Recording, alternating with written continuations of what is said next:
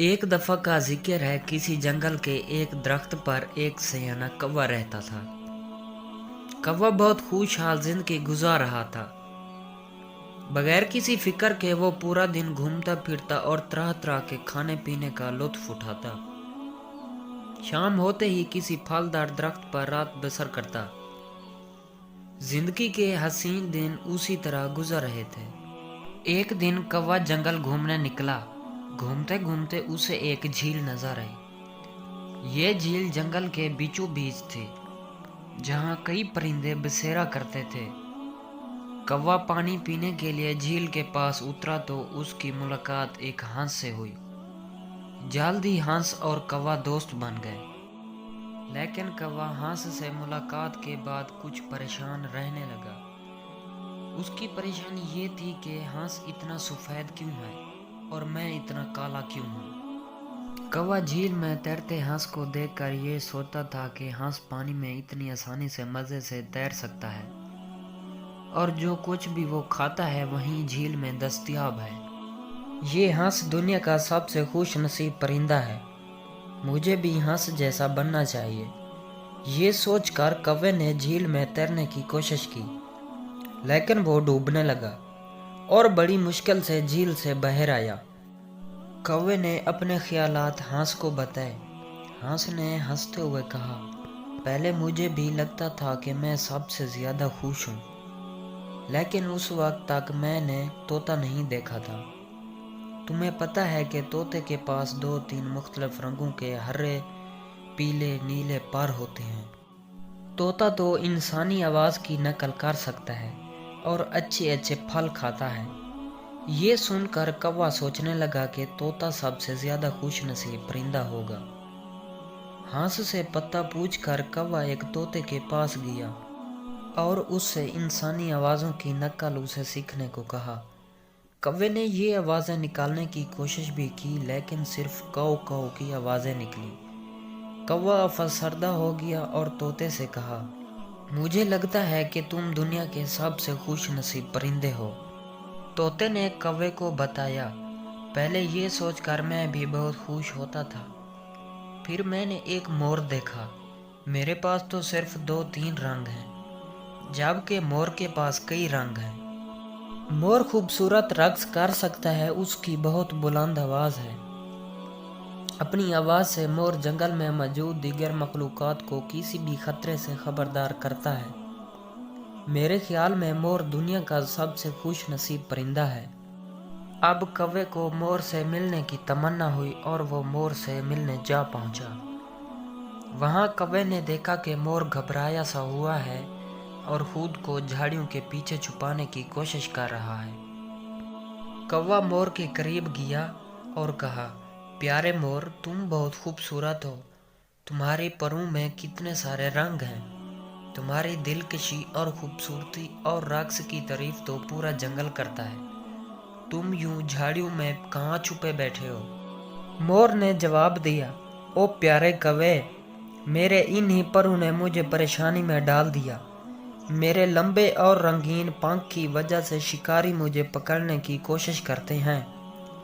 बाज़ औक़ात वो मुझे चिड़ियाघर में भी डाल देते थे।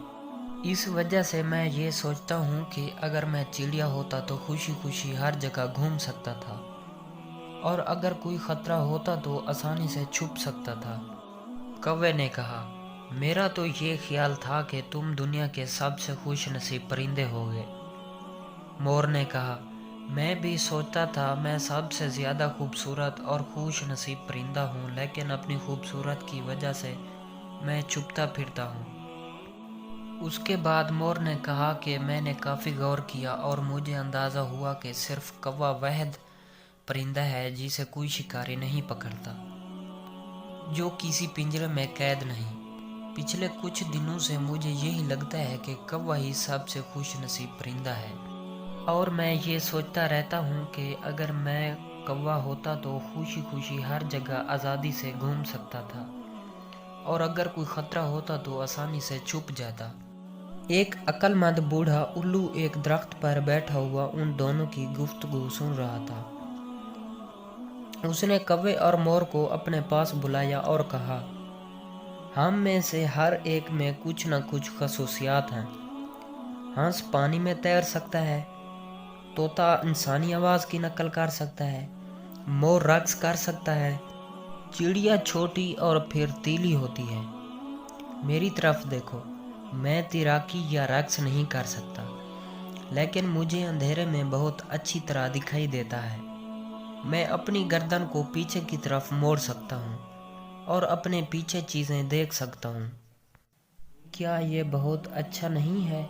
جب دن کے وقت دوسرے تمام پرندے سخت محنت کر رہے ہوتے ہیں تو میں اپنے گھونسلے میں سکون سے سو رہا ہوتا ہوں۔ کوا مایوس ہوا کیونکہ اسے تو اپنی کسی خاصیت کے بارے میں نہیں پتا تھا۔ اس نے الو کی بات کاٹی اور کہا، مجھے تو ایسے لگتا ہے کہ میں تمام پرندوں سے سب سے زیادہ ناخوش ہوں۔ الو مسکرایا اور جواب دیا، فراست اور سمجھ بوجھ میں کوے کو دوسرے پرندوں میں برتری ہے۔ الو نے کوے سے پوچھا، کیا تم نے پیاسے کوے کی کہانی نہیں سنی؟ کوے مسئلے حل کرنے کے لیے کنکر جیسے اوزار استعمال کر سکتے ہیں۔ کوا بہت ذہین اور عقل مند بھی ہوتا ہے۔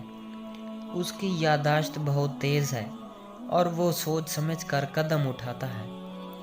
اسی لیے کسی بھی شکاری کا اسے پکڑنا اور نشانہ بنانا بہت مشکل ہوتا ہے۔ الو کو پرندوں میں بہت عقل مند مانا جاتا ہے۔ الو نے کوے کو سمجھاتے ہوئے کہا کہ قدرت نے ہم میں سے ہر ایک کو کچھ نہ کچھ صلاحیتیں دی ہیں۔ ہم میں سے ہر ایک کسی ایک چیز میں بہترین ہے۔ ہمیں خود پر ترس کھانے کی بجائے محنت کرنی چاہیے اور جو کام ہم کرتے ہیں اس میں مہارت حاصل کرنا چاہیے۔ پیارے بچوں، اگر بغور جائز لیں تو ہم میں سے کچھ انسان بھی ایسے ہی زندگی گزار دیتے ہیں۔ زندگی کا موازنہ کرتے کرتے ناشکری کرنے لگتے ہیں۔